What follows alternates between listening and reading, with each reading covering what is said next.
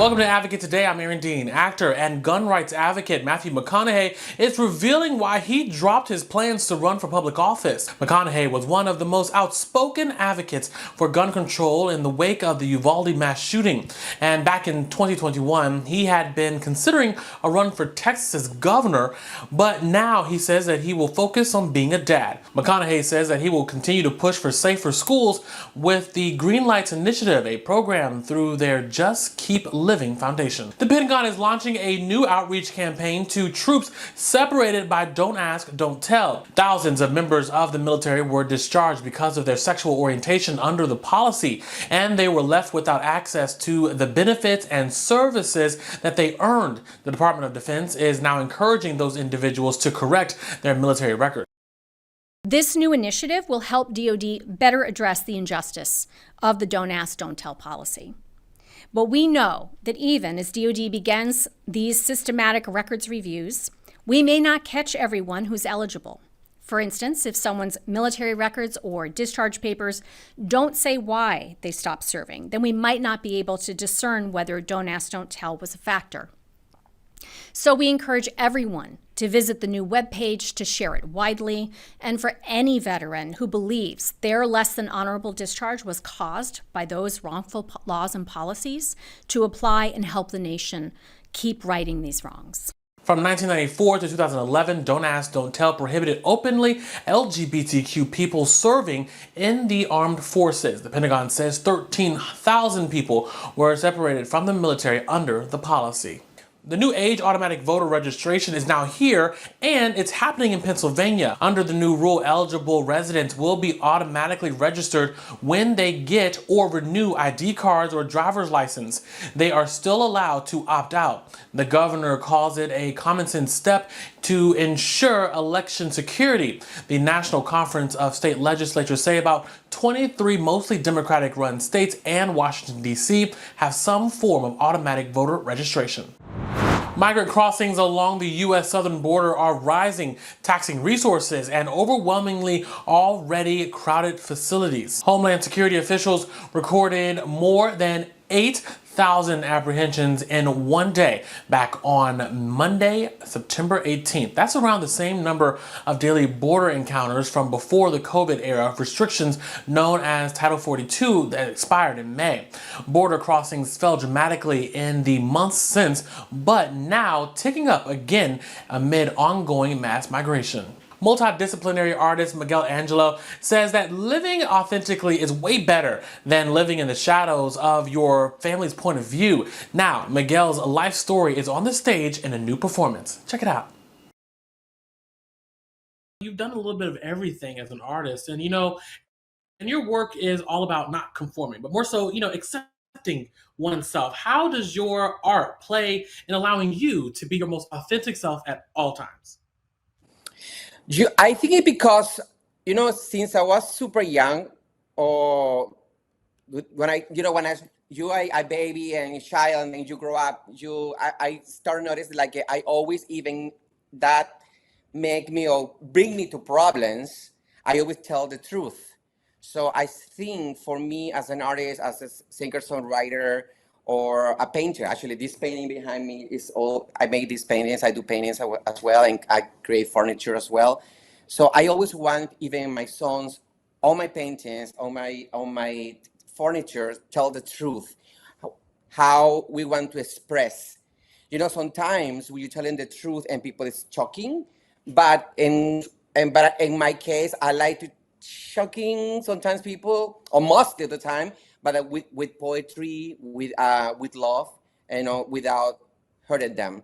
But for me, it's very important to tell the truth, because I have the power to communicate.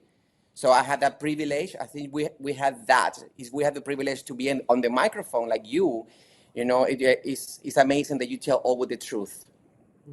And right now you are communicating with some people. You have a show out right now called Latin XOXO. Tell us a little bit about that and what can people expect to see and hear? Okay, yeah, Latin XOXO, we created even before the pandemic. And then, of course, the pandemic came and then we stopped it and then we're back this year. Latin XOXO is basically a conversation with me and my father. You know, growing up in Venezuela in different time. Even right now, imagine it's right now is machismo or people, you know, about that subject, LGBT, whatever.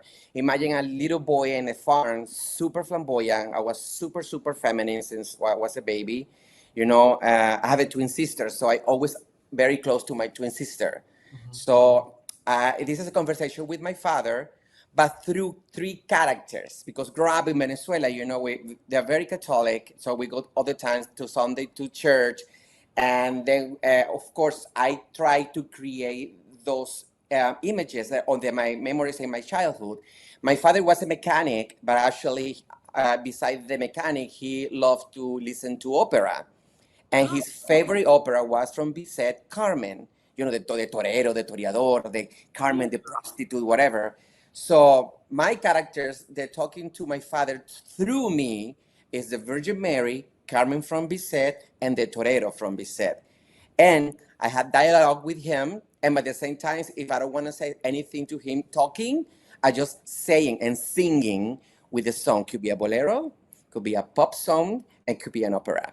So I combine all those elements. You know, you kind of talked a little bit about it, like your experience growing up, but can you kind of share with our audience kind of like what it's like to, identify as queer in the Latin community? What are some of those pressures or expectations that one may face from their family because of their identity? Yeah, you know, it's very difficult, especially like we always think about like the United States and Canada and even Europe, they're super open. Right. But imagine, you know, we're coming from even Venezuela, it is in the north of South America.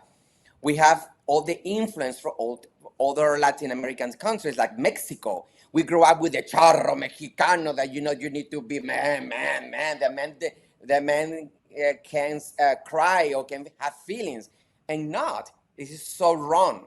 You can be a man, you can be a woman. For example, why a man can cry or why a woman can be successful and powerful. So it's those difference is always when I'm growing, I was like, this is wrong. Why did they telling us this message? So I think, you know, we are all humans, and we should accept you how you are. It doesn't matter if we are Latins, we are black, we are red hair, we are Asians, Japanese people from whatever. We are humans, and we all live on the same planet. And I think when the human race, one day finally is going to understand that we all together in this world, is when the humanity is going to move on to a better future.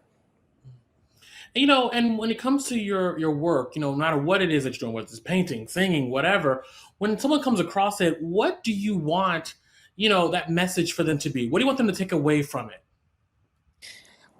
And my shows on the stage, I always like that the people leave with a hope. I think this is basically my first message on my stage, you know, in my presence, with my music, even with sometimes the music, the song is very dark, even or have a problem, a subject like it's very difficult. Always in the end, I solved the problem. And my paintings and my furniture, I just want, this is how beautiful is art, like paintings, because for example, I can see here like flowers in a pencil and then Apple notebook, but somebody can maybe thinking, oh, this is like a Caesar salad, whatever. So everybody had her own information or his own perception for art. And that is beautiful. Only what I love when people see my paintings on my furniture, they say, wow, this is so cool. How you do that? And that for me is the best. Yeah. Well, I have to say, it's been exciting talking to you. But before you go, please let our audience know how they can get tickets to Latin XOXO. Okay, first of all, I think you guys can go and follow me if you can, if you want it. My Instagrams accounts, and and all the information is over there. All the theaters, it's a part of, or my website, www.miguelangelo.com, and it's a part of the say tour. And there you can see all the detail from my tour in the West Coast. I'm so happy to be back in the West Coast. Wonderful, wonderful. Well, again, Miguel, thank you so much for joining us and the best of luck to you. And thank you so much for, again, sharing who you are authentically. It's going to really touch some lives. It really is. Thank you so much, babe. Big kid to you. Thanks so much for watching Advocate Today. Download the app in the Apple or Google Play Store to stream us live, and you can even subscribe to our YouTube channel. For the Advocate channel, I'm Aaron Dean, and this was Advocate Today.